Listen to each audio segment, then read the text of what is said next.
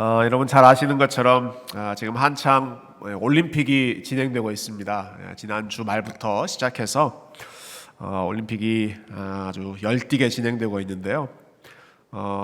올해 그 한국 선수단 성적을 좀 비관적으로 많은 분들이 예상했습니다. 그 참여하는 선수단 숫자도 좀 적고 또 뭐 예전처럼 이렇게 좀 유명한 그런 선수들도 조금 상대적으로 적었던 것 같아요. 그래서 예년만큼 좋은 성적이 나오지 못할 것이다 그렇게 기대를 했는데 막상 뚜껑을 열어보니까 성적이 굉장히 좋습니다. 혹시 올림픽 팔로우 하시는 분들은 성적을 아시는지 모르겠어요. 일주일밖에 안 됐는데 우리나라가 벌써 금메달을 7개나 따고 또 은메달, 동메달도 아주 열심히 따고 있습니다. 저만 팔로우 하는 것 같네요. 여러분 다 저 처음 듣는 소식이라는 그런 눈빛이신데 자신감을 가지고 그럼 제가 자세하게 알려드릴게요. 근데 참 재밌게도 금메달을 딴 종목들을 보면 양궁, 사격, 펜싱입니다. 양궁, 사격, 펜싱, 칼, 총, 활. 결국 우리는 몸으로 하는 것보다는 손에 뭔가를 들고 칼을 쓰든지 총을 쓰든지 아니면 활을 쓰든지 그래서 사실 이 세 가지 도구들은 다 야생 동물을 사냥할 때 사용하는 그러한 무기들인데 한국 사람들은 확실히 이 사냥에 은사가 있는 민족이구나, 손재주가 확실히 좋은 그런 은사를 가지고 있구나 하는 생각을 잠깐 해보게 됐습니다. 뜬금없이 뭐 올림픽 이야기고 사냥 이야기인가? 여러분 오늘 본문에 나오는 이 주인공 사울의 모습이 마치 사냥감을 향해 달려가고 있는 아주 거친 사냥꾼과 같은 그런 모습이기 때문에 그렇습니다. 어떤 주석을 보니까 오늘 본문 요 단락의 제목을 이렇게 붙였더라고요. 영어 책이었는데 The hunter has become hunted 이렇게 되어 있어요. Hunter has become hunted. 사냥꾼이 사냥감이 되었다. 참 멋있지 않습니까? 뭔가를 노리고 타겟으로 삼고 있던 그 사냥꾼이 본인이 타겟이 되어서 어떠한 놀라운 일을 겪는 장면을 오늘 말씀을 통해서 우리가 볼 수 있을 것 같습니다. 여러분 1절과 2절을 보시면 먹이를 향해 돌진하는 사냥꾼 사울의 모습을 느낄 수가 있습니다. 제가 다시 한번 읽어보겠습니다. 사울이 주의 제자들에 대하여 여전히 위협과 살기가 등등하여 대제사장에게 가서 다메섹 여러 회당에 가져갈 공문을 청하니 이는 만일 그 도를 따르는 사람을 만나면 남녀를 막론하고 결박하여 예루살렘으로 잡아오려 함이라. 여러분 지난 금요일에 저희가 본 것처럼 예루살렘 교회에 큰 핍박이 일어났습니다. 사도들 외에는 다 예루살렘을 떠나서 뿔뿔이 흩어지게 됐습니다. 그 일을 일으킨 장본인이 사울이라고 하는 젊은 청년이었죠. 여러분 그렇게 예루살렘 교회를 아주 쑥대밭을 만들고 공중 분해를 시켰으면 아무리 교회를 참 미워하는 사람이라고 하더라도 그렇게 다 뿔뿔이 흩어버렸으면 그 정도에서 멈출 법도 한데 사울이 그렇게 하지를 않죠. 뿔뿔이 흩어진 그 사람들까지 또 쫓아갑니다. 화가 풀리지 않아서 아주 씩씩거리면서 1절에 보면 여전히 위협과 살기가 등등하여 그 원어 성경을 보면 숨을 쉴 때마다 위협과 살기가 뿜어져 나오는 것 같다 그런 그 표현입니다. 숨을 쉴 때마다 아주 거친 호흡을 씩씩거리면서 달려가는 거죠. 예루살렘이 아니라 다른 지역까지 어디까지 갑니까? 다메섹이라고 하는 지역으로 가는데 다메섹은 예루살렘에서 250km 정도 떨어진 곳이고 보통 빨리 가면 한 일주일, 좀 여유롭게 가면 한 달 정도 걸리는 그런 거리라고 그래요. 다른 나라, 사실은 이스라엘 나라가 아니라 국경 바깥의 다른 나라인데 그 다른 나라까지 지금 쫓아가서 예수 믿는 사람들을 잡아서 그 감옥으로 보내려고 작정을 하고 있는 거죠. 여러분 이렇게 멀리 달려가면서 사울은 쉬지도 않습니다. 다른 본문에 보면 사울이 이 일을 경험하는 예수님을 만나는 그 사건이 대낮이었다라고 기록되어 있습니다. 정오, 한낮이었다. 낮 12시. 여러분 중동 지역에서 낮 12시는 사람들이 잘 활동하지 않는 시간입니다. 거기는 그 낮 시간은 다들 쉬거나 낮잠을 자는 시간입니다. 대표적인 예가 요한복음 4장에 보면 예수님이 사마리아 여인을 만나실 때 사마리아 여인이 대낮에 낮 12시에 물을 기르러 우물가에 오죠. 왜 그렇게 합니까? 그 시간에는 아무도 활동하지 않으니까, 아무도 보고 싶지 않아서 그 시간을 택해서 방문하지 않습니까? 그러니까 이 낮 12시 정오는 모두가 다 쉬고 휴식을 취해야 되는 시간인데 사울은 지금 쉴 마음이 없습니다. 씩씩거리면서 그 무더운 중동의 낮 12시에 예수 믿는 자들을 잡아 가두겠다고 달려가고 있는 것이죠. 즉 교회를 핍박하는 것 외에는 아무것도 생각하지 않았던 사람이 사울이었습니다. 지금 이 사울이 향하고 있는 장소가 다메섹이었다라고 하는 점도 제가 이 부분은 최근에 우리 새벽 기도회를 하면서 특별히 다메섹이라고 하는 지명이 더 눈에 크게 들어오는 것 같아요. 우리가 새벽에 열왕기하 그 이스라엘 왕들의 역사를 공부하고 있는데 여러분 혹시 기억하시는지 모르겠습니다. 최근 본문에 그 다메섹이라고 하는 지명이 굉장히 많이 나옵니다. 근데 하나같이 아주 안 좋은 그런 이미지를 가지고 있습니다. 대표적인 경우 한 구절만 볼게요. 열왕기하 16장 10절에 보면 이런 말씀이 있습니다. 우리 한번 같이 읽어볼까요? 시작. 아하스 왕이 아수르의 왕 디글랏 빌레셋을 만나러 다메섹에 갔다가 거기 있는 제단을 보고 아하스 왕이 그 제단의 모든 구조와 제도의 양식을 그려 제사장 우리야에게 보냈더니, 여기 아하스 왕은 이스라엘의 왕이고요. 이 사람이 그 당시에 제일 힘센 나라 아수르를 방문합니다. 예를 갖춰서 그 아수르 왕에게 잘 보이려고 인사를 가는 겁니다. 근데 그 지역이 다메섹 지역이었습니다. 아수르 왕이 다메섹에서 지금 통치하고 있는데 그 왕을 만나러 다메섹으로 가죠. 가서 보니까 이 이스라엘 왕 아하스가 눈이 휘둥그레지는 장면을 목격한 거예요. 이제 아수르 왕, 아수르의 제국을 통치하고 있는 이 왕이 자기의 신을 섬기고 있는 그 신전, 제단, 그 모습을 보니까 너무 휘황찬란하고 웅장하고 거대하고 화려하고, 우리에게 본당처럼 이렇게 심플한, 말씀만 전하는 강대상만 아주 심플하게 있는 그런 게 아니라 얼마나 화려하고 웅장하게 돼 있는지 모릅니다. 그래서 그 모습을 보고 눈이 휘둥그레져서 이거구나. 이 나라가 이렇게 강해진 거는 이렇게 신을 섬기기 때문이구나. 봐서 그 제단에 있는 구조와 사이즈와 거기에 있는 모든 내용물들을 그대로 카피합니다. 그리고 예루살렘으로 그 도면을 보내서 너희도 이렇게 만들어라.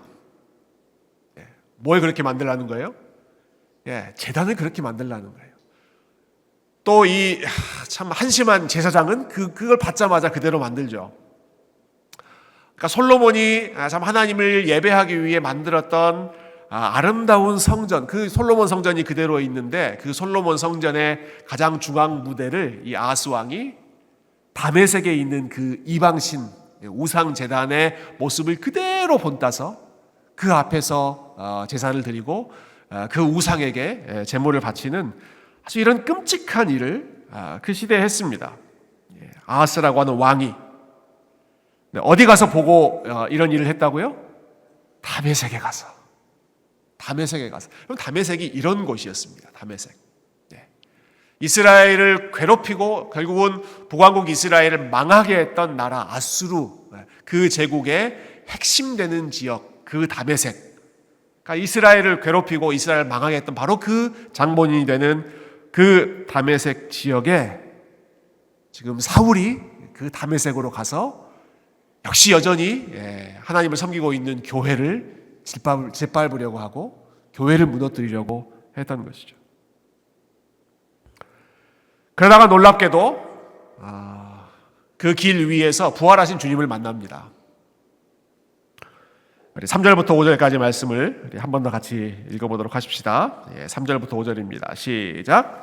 사울이 길을 가다가 다메섹에 가까이 이르더니 호련히 하늘로부터 빛이 그를 둘러 비추는지라. 땅에 엎드러져 들음에 소리가 있어 이르시되 사울아 사울아 내가 어찌하여 나를 박해하느냐 하시거늘 대답하되 주여 누구시니까 이르시되 나는 네가 박해하는 예수라. 아멘. 부활하신 주님을 사울이 만납니다. 굉장히 충격적인 장면이었을 것 같습니다. 먼저는 이 예수 믿는 사람들이 믿는다는 그 예수, 자기가 알기로는 십자가에 달려 죽은 것으로만 알고 있었는데, 그리고 부활했다는 사실을 감추기 위해서 모든 종교 지도자들이 아주 거대한 거짓말을 꾸며서 절대로 그 사실을 알지 못하도록 했는데, 죽었다고 믿었던 그 예수님이 살아서 아주 생생한 음성으로 사울아 사울아 라고 이름을 부르시는 것입니다. 이분이 예수 믿는다는 사람들이 믿었던 그분이 지금 여전히 살아계신 분이구나, 부활하신 분이시구나 라는 사실로 사울은 아주 크게 충격을 받았겠죠. 근데 단순히 예수님이 부활하셨다라고 하는 정도가 아니라, 근데 이 부활하신 주님이 어떤 분이신가 하는 것에 저는 사울이 더 큰 충격을 받았을 것 같아요. 가장 먼저는 자기를 알고 있는 분이라고 하는 사실이 충격적입니다. 만나자마자, 여러분 사울은 지금 이 예수님을 처음 만나는 장면입니다. 처음 만났는데 그분께서 이 사람의 이름을 사울아 사울아 라고 분명하게 부르시면서 마치 오래전부터 이 사울의 삶을 알고 있었다는 그 모습을 알려주시죠. 여러분 그 사도행전 7장에 보면 스데반 집사님이 순교하시는 장면 우리가 몇 주 전에 봤는데요. 그때 스데반 집사님이 돌에 맞아 그 생명이 꺼져가는 순간에 그 모습을 가장 가까이에서 지켜보고 그 일에 찬동했던, 동조했던 사람이 사울이었습니다. 그때 스데반 집사님이 마지막 순간에 하늘을 들어 눈을 열고 또 기도하는 그러한 장면, 하늘이 열리고 하나님 보좌 우편에서 예수님께서 일어서서 그 스데반을 바라보는 장면이 부쩍이나 감동적인 장면이죠. 근데 그때 예수님께서 스데반 집사님도 바라보셨지만 아마 그 옆에 서 있는 사울도 지켜보고, 그리고 사울이 어떠한 일들을 그 이후에 하고 있는지 그 모든 일거수일투족을 다 지켜보고 계셨던 것 같습니다. 그래서 만나자마자 사울아 사울아 그의 이름을 부르십니다. 사울이 주님 만난 장면이 오늘 본문만이 아니라 사도행전의 두 곳에 더 22장, 26장에 더 나오는데요. 그 뒷부분에 가면 오늘 본문에 기록되지 않는 내용들도 추가되어 있습니다. 그때 예수님께서 이렇게 나에게 말씀하셨다. 사울이 회고하죠. 사울아 사울아 네가 왜 계속 가시채를 발로 차면서 살고 있느냐.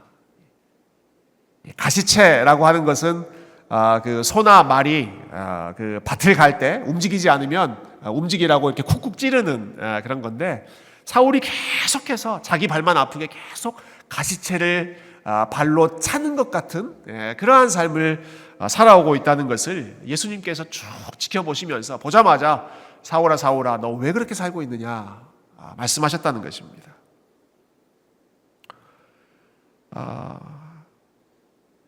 사울이 깜짝 놀랐을 것입니다.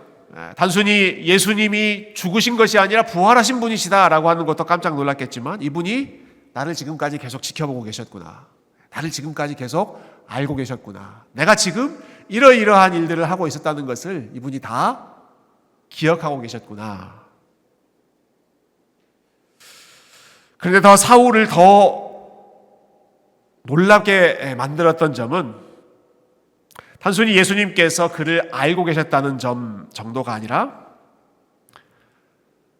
자기가 그런 삶을 살았다라는 것을 예수님이 아신다면 분명히 자기를 혼내시거나 책망하시거나 심판하시거나 그러셔야 될 것 같은데, 그런데 그게 아니라 오히려 예수님께서 자기를 받아주시고 오히려 자기에게 새로운 임무를 맡겨주신다라는 것입니다. 그토록 힘들게 하고 그토록 괴롭게 하고 핍박하고 했던 그 사울이라고 하는 청년을 심판하고 저주하시는 것이 아니라 오히려 내가 나를 위해 고난받고 나의 영광을 드러내는 일에 나의 그릇으로 너를 사용하겠다. 그래서 6절 말씀 보시면 사울을 만난 후에 이렇게 지시하시죠. 너는 일어나 시내로 들어가라. 네가 행할 것을 네게 이를 자가 있느니라.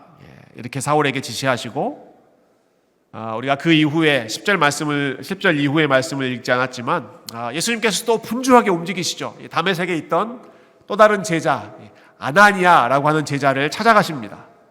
그리고는 사울이 이제 다메섹에 어디에 지금 머물러 있을 텐데, 아나니아 네가 가서 사울을 위해서 기도해 주어라. 그가 지금까지는 나를 핍박하는 삶이었지만 이제부터는 나를 위해서 살아가는 나의 종이 될 것이다.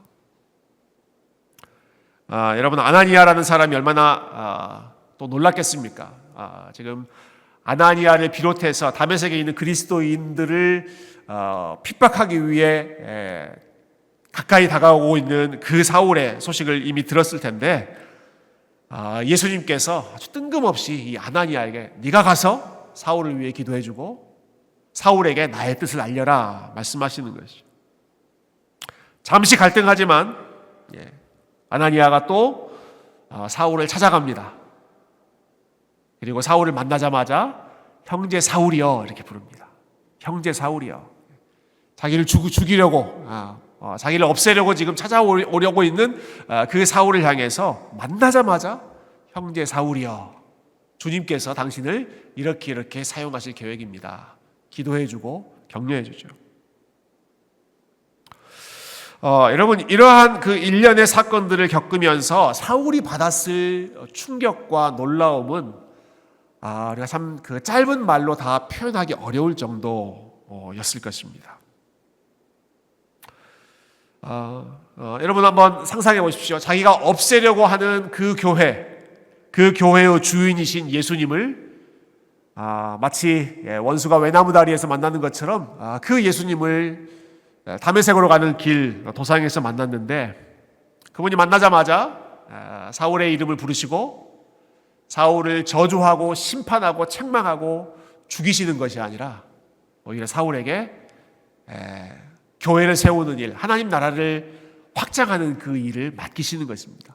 사울을 귀하게 사용하시겠다고 약속해 주시는 것이죠.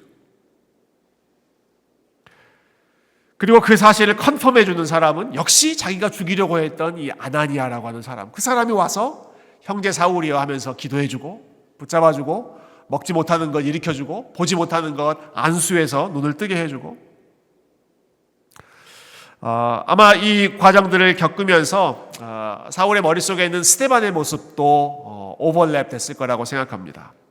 스데반의 마지막 모습, 자기를 향해 돌을 던지던 그 사람들을 향해서 오히려 하나님 앞에 기도하면서 하나님 저들을 용서해 주십시오. 그렇게 기도했던 스데반의 모습, 그리고 본인을 만나주시는 예수님의 모습, 그리고 예수님의 말씀대로 순종해서 자기가 죽이려고 했던 그 아나니아라고 하는 사람이 자기를 형제로 받아주고 기도해주는 모습, 일종의 3종 세트라고 할까요? 스데반의 기도, 예수님의 용서, 그리고 아나니아의 격려. 여러분, 이러한 참 하나님의 은혜와 하나님의 사랑을 보여주는 공동체, 사람들 앞에서 사울의 그 강팍했던 마음이 완전히 무너지게 되는 것입니다. 물론 가장 결정적인 사건은 부활하신 주님을 만난 예수님의 말씀 앞에서 사울이 고꾸라졌지만, 그러나 동시에 그 전에 있었던 일들과 그 이후에 그 하나님의 은혜를 컨펌해 주시는 여러 일련의 사건들이 하나님이 이런 분이시구나, 부활하신 주님이 이런 분이시구나, 내가 그동안 핍박하려고 했던 그 예수 믿는 사람들이 이런 사람들이구나. 저는 단순히 이 사울 한 사람의 회심만이 아니라 이 사울의 회심을 이끌었던 초대교회의 전체의 모습, 공동체의 모습이 이 사울의 회심 장면에 가득 녹아 있다라는 생각을 하게 됐습니다. 우리 많은 부모님들이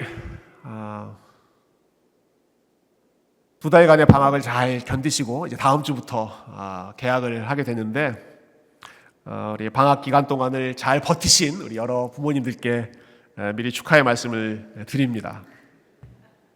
그런데 이제 방학이 끝나고 새 학기를 준비하다 보니까 이제 뭐 아이들 오픈하우스도 있고 뭐 이것저것 준비할 게 많더라고요. 이번 주간에 저희 아이들이 이제 학교 다음 학기 이제 새 학기 그 시간표를 받았습니다. 네, 저희 큰애가 이제 시간표를 보고 나서는 밤중에 그 사실을 알게 됐나 봐요. 시간표를 보고 나서는 저희 방으로 와서 펑펑 우는 거예요. 통곡을 하면서 울어요. 제가 그렇게 이 아이가 우는 거 처음 봤는데 왜 이렇게 통곡을 하면서 우는가 봤더니 자기 시간표가 이렇게 쫙 나왔는데 어떤 수업 하나가 자기가 마음에 들지 않다고 생각하는 아이들이 완전히 다 몰려있는 그 수업에 내 친구들은 하나도 없고 나만 거기 지금 던져져 있다. 여러분 높아심에서 말씀드리지만 이 예화는 여기서만 우리가 같이 들으시는 걸로 방송도 제가 좀 커트하겠습니다. 그래서 펑펑 울더라고요. 통곡하면서 울어요. 통곡하면서. 친한 친구들은 다 다른 클래스예요. 뭐 한국 친구들도 또 착실한 친구들은 다 있고 그 학교에서 가장 문제되는 이상한 애들만 1년 동안 이 수업을 히스토리 수업을 같이 들어야 되는데 어떻게 내가 저런 애들하고 같이 수업을 듣느냐고 하면서 아주 펑펑 울더라고요. 그래서 제가 오늘 아침에 이제 학교에 행사가 있어서 오픈하우스 있어서 학교 좀 데려다 주다가 은유라 너는 크리스찬인데 너랑 안 맞는 친구들이라고 해서 네가 그렇게 힘들어하고 네가 싫어하고 어떻게든 그 학생들하고 좀 잘 지내보려고 하고 어떻게든 우리가 예수님의 마음으로 좀 사랑하고 섬겨보려고 해야지 너 그렇게 그 학생들을 너 친구들 그렇게 미워하면 되겠니? 이렇게 말하려다가 제가 지난주에 했던 설교가 생각났습니다. 주일날 아이에게 직접 말하기보다 하나님께 먼저 말해라 그런 설교 제가 하지 않았습니까? 뭐 잘못 지적하는 것보다 그 사람을 위해서 먼저 기도하고 또 하나님께 아뢰는 것, 하나님의 도움을 구하는 게 더 좀 급선무겠다 싶어서 우리 자녀들을 위해서 기도하는 일 먼저 시작했는데, 근데 제가 그렇게 말하지 못한 또 한 가지 이유는 그게 이 아이들의 문제만이 아니기 때문에 아이들의 모습만이 아니기 때문에 그렇습니다. 여러분 나랑 맞지 않는 사람들, 나와 좀 이렇게 같이 있으면 불편한 사람들, 그것을 불편해하는 것이 아이들만의 일이겠습니까? 우리가 얼마나 나에게 편한 사람, 나에게 익숙한 사람하고만 좋아하고 나와 관계가 껄끄럽다거나 저 사람들하고는 좀 어울리고 싶지 않다거나 그런 사람들 얼마나 우리가 거리를 둡니까? 조금만 달라도 불편함을 느끼는 게 참 인간의 연약한 모습이죠. 근데 그 우리의 그 연약하고 부족한 모습을 생각해 보면 초대교회 이 사람들 도대체 어떻게 한 걸까 하는 참 놀라움이 더해집니다. 스데반은 어떻게 그 사람들을 위해서 기도했을까? 아니 아나니아라고 하는 사람은 어떻게 이 사울에게 찾아가라는 예수님의 말씀에 순종했을까? 아니 그보다 더 나아가서 우리 주님께서는 어떻게 해서 스데반을 죽이는 데 앞장섰고 예수님 사랑하는 그 많은 사람들을 핍박하고 박해하는 데 앞장섰던 이런 사울 같은 사람들을 품으시고 용납하시고 그 사울에게 교회를 세우는 그러한 존귀한 사명을 맡기실 수 있었을까? 예수님의 모습과 또 초대교회 우리 믿음의 선배들의 모습을 생각해 봤을 때 저의 모습, 또 우리의 모습이 얼마나 참 거리가 있는가. 한편으로는 부끄러운 마음과 또 한편으로는 정말 하나님 앞에 우리가 더 은혜를 구하고 더 갈 길이 멀다라는 생각이 들었습니다. 여기 계신 분들, 금요 예배 나오신 분들의 경우는 저는 오늘 이 본문에 나오는 사도 바울의 입장보다는 교회를 핍박하는 그런 분들보다는 그러한 사람들을 품어줘야 하는 입장에 저와 여러분이 훨씬 더 가까이에 있다고 생각합니다. 사울의 회심보다는 이와 같이 회심하는 사람들을 이해하고 용납하고 그들을 위해 섬길 수 있는 그러한 참 초대교회의 모습이, 그리고 예수님의 정말 이 넘치는 은혜의 모습이 우리 교회 안에 회복되고, 그리고 저와 여러분의 삶에 우리 주님의 모습을 조금 더 닮아갈 수 있는 그러한 은혜의 자리로 이끌어 주시기를 존귀하신 주님의 이름으로 축원드립니다. 여러분, 사울이 깨닫게 된 또 한 가지 놀랄만한 사실을 함께 나누고 말씀 정리하죠. 그것은 예수님께서 사울을 만나자마자 이렇게 말씀하셨다는 것입니다. 사울아 사울아, 너는 왜 나를 핍박하느냐? 왜 너는 나를 핍박하느냐라고 말씀하십니다. 여러분, 지금까지 사울은 한 번도 예수님을 직접 만난 적이 없습니다. 예수님을 직접 핍박한 적이 없습니다. 오늘 본문에도 보면 사울은 주님의 제자들을 지금 핍박하러 가고 있고, 1절 2절에 보면 그 도를 따르는 사람들, 예수님이라고 하는 그 사람을 따르는 사람들을 핍박했죠. 그런데 예수님께서는 사울아 사울아, 네가 왜 나를 핍박하느냐라고 말씀하셨다는 것입니다. 여러분, 사울의 머릿속에 이러한 공식, 이러한 등식이 형성되지 않았겠습니까? 내가 핍박했던 사람은 예수 믿는 사람들인데, 그런데 예수님께서는 내가 예수님 본인을 핍박했다고 말씀하셨구나. 예수 믿는 사람들과 예수님이 한 몸이구나라는 사실, 예수님께서 핍박당하고 있는 그 교회와 자신을 동일시하셨다는 사실을 사울은 이 순간에 깊이 깨닫게 됩니다. 여러분, 예수님께서 제자들에게 이미 여러 차례 너희와 내가 한 몸이다 라는 말씀을 하셨습니다. 요한복음 15장에 보면 포도나무의 비유를 들어서 나는 포도나무요 너희는 가지이고 내가 너희 안에 있고 너희가 내 안에 거한다 라고 말씀하셨습니다. 마태복음 25장에 보면 또 양과 염소의 비유를 말씀하시면서 너희 중에 가장 작은 자에게 한 것이 나에게 한 것이고 너희 중에 가장 작은 자에게 하지 않은 것이 나에게 하지 않은 것이다. 예수님 본인과 예수 믿는 사람들, 공동체의 지체들을 한 몸으로 하나 된 것을 예수님 말씀하셨죠. 이게 단순히 하나의 비유, 상징에 끝나는 것이 아니라 예수님은 정말로 그렇게 느끼셨던 것입니다.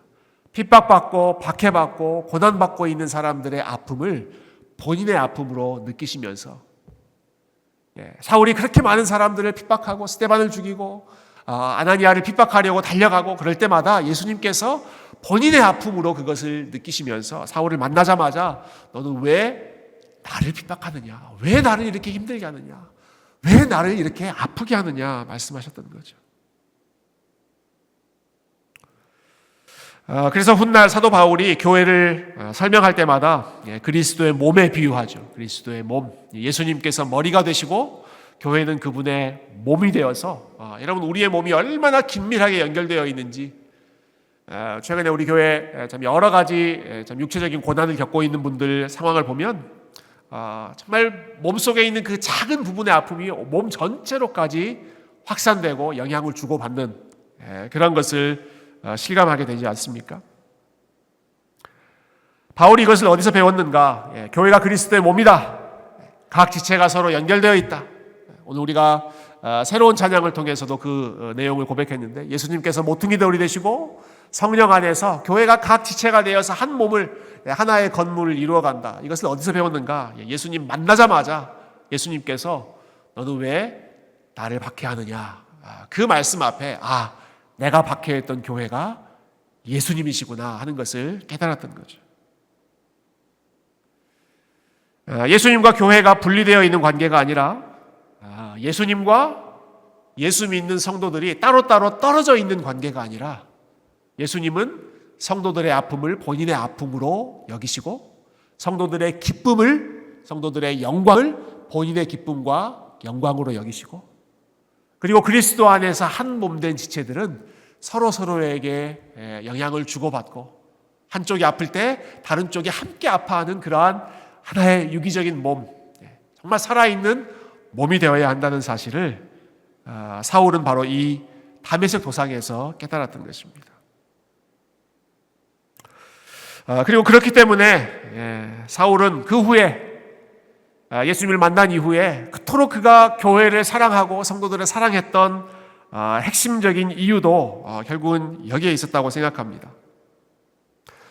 내가 핍박했던 그 사람들이 예수님과 한 몸이어서 내가 그 사람들을 핍박할 때 예수님께서 아파하셨던, 예수님이 핍박을 받는 것과 동일한 일이었다면 반대로 내가 사랑하는 사람들, 내가 섬기는 사람들, 그리고 내가 위에서 기도하고 내가 열심히 희생하는 그 사람들은 내가 사람에게 하는 것이 아니라 그 몸의 주인 되신 우리 주님을 사랑하고 주님을 섬기고 주님께 기도하고 그리고 주님을 높이는 일이다라고 하는 것을 깨달았던 것이죠. 여러분, 그래서 이 사울은 부활하신 주님을 만난 것뿐만 아니라 주님 안에서 교회가 어떠한 곳이고 성도들이 어떠한 존재인지 하는 것을 함께 깨달았습니다. 한 영혼 한 영혼이 얼마나 귀한 존재이고 한 사람 한 사람이 얼마나 우리 그리스도와 연합되어 있는 존귀한 주님의 지체인지를 깨닫고 그 마음으로 주님을 더욱 사랑하고 주님을 영화롭게 하는 그 마음으로 교회를 세우고 성도들을 사랑하는 일에 자신의 삶을 바쳤던 것이죠.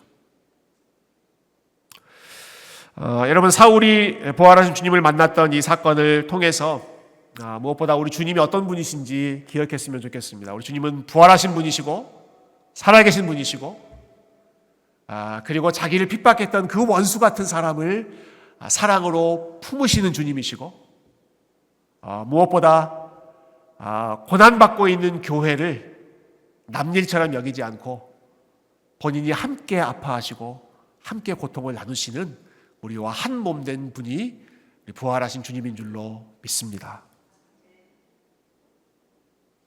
그 주님께서 저와 여러분을 향해서 또 우리 교회를 향해서 함께 고통받는 몸이 되라고 부르십니다.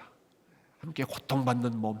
교회는 함께 고통받고 함께 기쁨을 나누고 우는 자들과 함께 울고 그리고 즐거워하는 자들과 함께 즐거워하는 그러한 살아있는 그리스도의 몸으로 우리를 부르시는 우리 하나님의 음성을 시간 다시 한번 기억하고 우리가 주님을 사랑하는 마음으로 서로를 더욱 사랑하고 그리고 우리 주님께서 우리의 아픔과 어려움과 고통 누구보다 더 친히 체휼하시고 그 과정 속에서 우리와 함께 동행하시는 분이신 것을 기억하고 우리가 믿음 가운데 또 주님 앞으로 함께 나아가실 수 있는 우리 귀한 세교회 성도님들 다 되시기를 존귀하신 이름으로 축원드립니다.